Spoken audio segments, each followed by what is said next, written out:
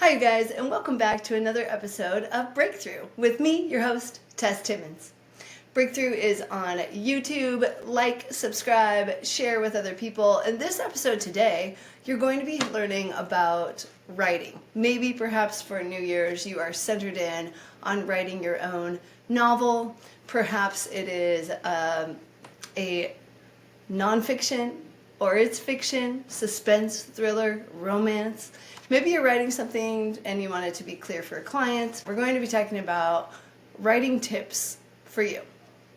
I also want to give a shout out to the Starnes Taylor Studio. Thank you for this festive backdrop. It's so fun shooting on location. We're going to talk about like 5 tips if you are a writer. So don't forget to like, subscribe, and send this to any writers that you know as well. I am an editor. So when we are looking at writing tips, I just want to remind you that I do like consulting work. You can look in my show notes and it will route you to my website. So if you want to hire me to be a professional editor of your book, that would be awesome. I would love to do that. I have several years of experience doing that. I used to work for a literary agent. I also have 12 years of teaching students and adapting their writing. And then I'm also a published writer myself. Only in a consultation to get your editing done with me do we talk about the writing, but I also give you consulting tips on how to market your book, and also I'm giving you all of those years of my experience from publishing and teaching as well. When you look at marketing your story, we can deep dive into it depending on like what genre you have. And also in that consultation, I talk to you about your experience as a writer and what your goals are as well. So it starts out with a 30-minute consultation to get feedback from you, and then we move on from there and I start editing your novels or pages, and it can be again for a client, or it can be a nonfiction book or a fiction story, which is awesome. So when we look at tips for developing your own story, here are 5 that I think are really important for you to know. Number 1 is character development. How are you addressing each character and how much of this character is fully developed? Are we able to see a difference in the voices of your characters if I'm just reading it and it's not an audible, right? Can I even get a feel of your character through the linguistics of how you're making each character sound, especially when characters are talking back and forth to each other? What is the storyline of the hero journey that your character is on? What is the point of what your story is? And what are they going through? What's the quest? And what are they going to find at the end? And that can be a bit challenging if it's a memoir, and not all stories have to be a hero epic journey in the end, right? Specifically if it's a memoir. But I think that there are lessons we all learn, so it does still hold true. So that's number 1, character development. Number 2 would be suspense, foreshadowing, how you're laying out your story. So when I worked for a literary agent, not only did I read all the query letters coming in and decide which books we wanted to investigate further, but once we had books in, I would read through and see the storyline and where the suspense and the thrill and the foreshadowing are. It's very important. Even if you're not writing a mystery, there's still suspense in a drama, there's still suspense in a romance, there's still suspense in a memoir. So that's really important. When I worked at the literary agency, not only we would look at like storyline, and I would help authors who are trying to become agented by us, but also the authors that already were in the agency, I worked with them as well. I started a newsletter to all of the clients, and then I started contacting each of our clients, and as their one book was already published or on its way to being published or still being marketed to publishers in New York, LA, etc., around the nation and globe, then I would work with them on their next book and content edit that book as well. So suspense was always a really key component for that. Okay, so character development and suspense. The next one that is key, and I teach this to all of my students to this day, but I would say that in working with adults, this also holds true for them as well, is show versus tell. Oh my gosh, it's the biggest one. It's one of the biggest ones that I see that writers have a hard time with. So don't tell us the story, show it to us, even if it's a memoir, right? So Johnny walked into the store, Johnny bought an apple, Johnny looked around and saw some people, and then Johnny walked out the door. It's told to us, and there's no life in it. It's flat. And so how do I then switch that and make it show, right? Ding!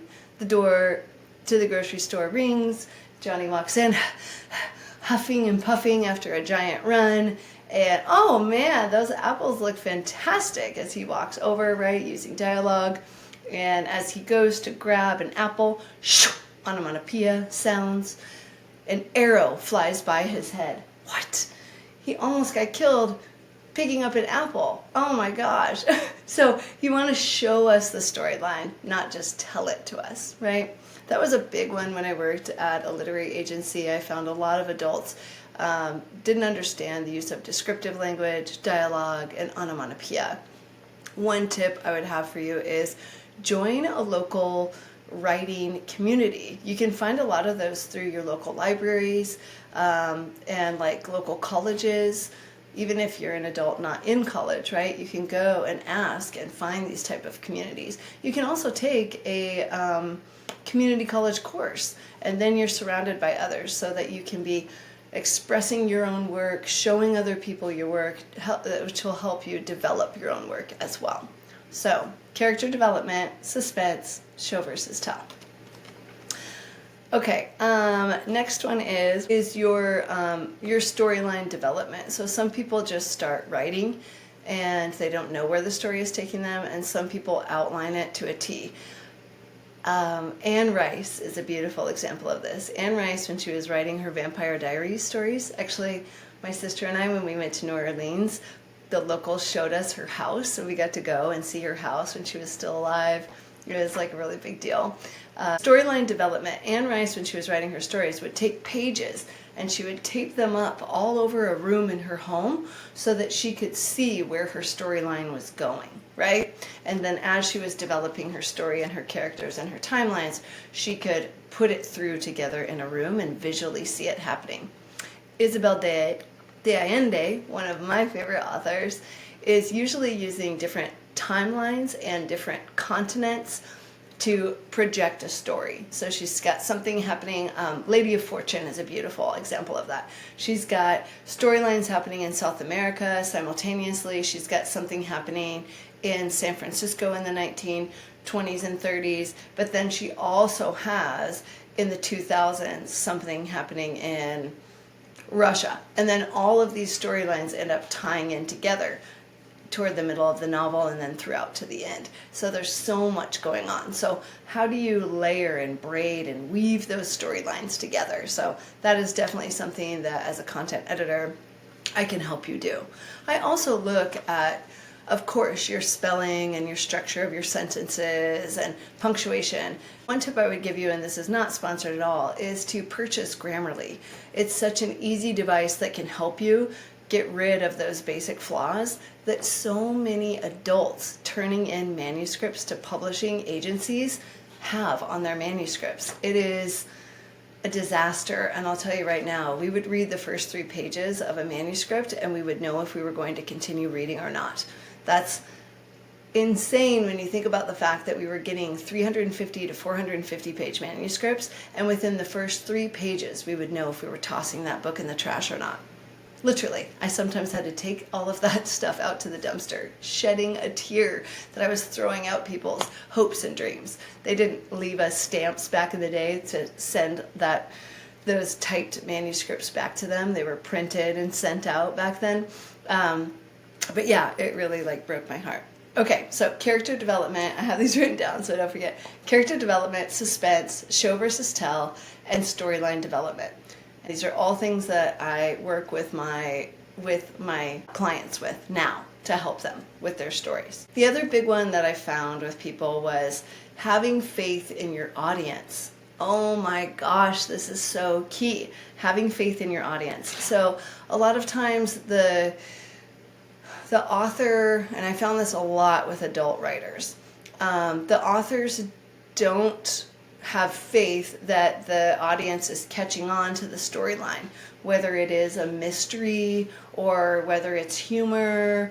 They're not thinking that the audience can remember something that happened at the beginning of the story. Now, if you think of great comedians, Dave Chappelle is like gorgeous at this. At the end of his comedy, he has a joke at the very end that wraps us back around to the start of his segment, right? The grand wraparound. And authors need to think about that too. So in the middle of the storyline, if you're saying something about that red dress, have faith that we remember that you told us that at the beginning of the story. Don't then fully explain it and over talk to your audience, because it makes it look like you're talking down to us, and also we've lost the light bulb moment that we could have gained on our own. There's nothing worse than in teaching, right? In writing and in storytelling, you are teaching something to your audience, and there's nothing worse than just telling them all the information and not having faith in them, because then the audience doesn't get the light bulb moments to have that aha within your story, whether that's aha they found out who the murderer is, or aha they found this key moment in your memoir of what wrapped around back to your childhood trauma, or that aha moment of a dramatic story, and oh my gosh, this is what she's been waiting for. And so all of that is very key as well, right? And so definitely, like with my editing consultation services, you get to meet with me at least 3 different times. So first, when you're looking at being an author and looking at your story, we sit down together and talk for about 30 minutes so that I understand your background, what you're writing, your experience as a writer, and you can even send me your resume ahead of time so that I can read through that and understand it, so that our conversation is more productive in those first 30 minutes. So I get a sense of who you are, what you know about the publishing industry already, if you're interested in self-publishing or going the traditional route, and I can get a sense of who you are, right? And in your writing experience. Maybe I've had customers are retired CIA, are retired FBI, are retired military, and so they're telling stories in that regard, but they haven't had a lot of experience like writing. I have had customers who are doctors. I've had people who are writing memoirs so that their grandchildren can read them. That was really sweet to see. I've had writers who have their own company, and so I was helping them write out their marketing for the jewelry line that they have. Was one of my customers. Another customer, she wrote a book. She was a teacher, and she wrote a book about students, about like special education students and how to best serve them. We would look and develop and understand where their level of writing skills are. Like that teacher is already a writer, has a master's degree and beyond. The CIA people have already written, but not in fictional story, more in like, briefs. So that gives me a feel for that as well in the consultation. And then after that, I read the story, and I charge a flat rate for reading the story. It depends on what I'm reading, right? Am I reading your menus because you're a chef, or am I reading a mystery novel?